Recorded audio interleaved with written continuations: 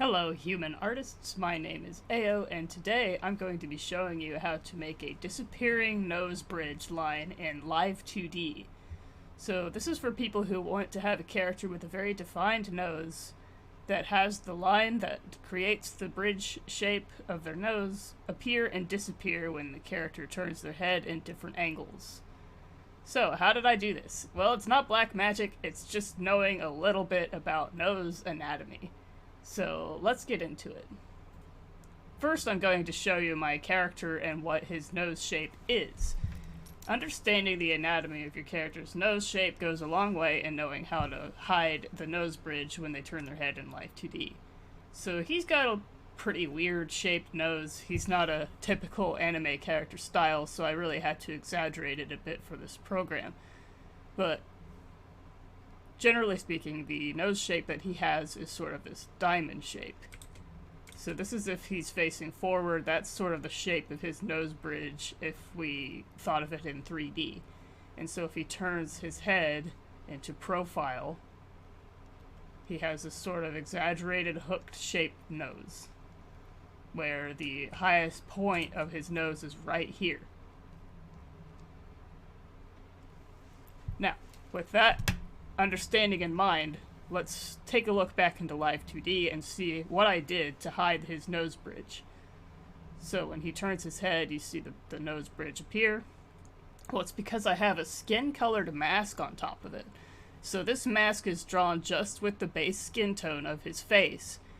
And when he turns his head, I sort of peel it a little bit away. But it's drawn. If you notice, the shape of this mask is drawn in the inverse shape of what his nose bridge actually is in 3D.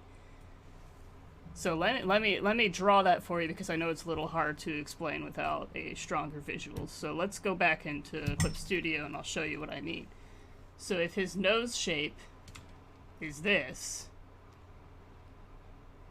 then the way I hide that is to draw this. So it's the reverse of the topology of the 3D shape of his nose. So that's the mask that I drew. As you can see, it makes the nose bridge line that I drew appear in the proper 3D topology. And you can apply this information to any character's nose shape that you want. My character just happens to have a bit of an extreme nose style, so I thought that it would be interesting to use him as an example for this tutorial.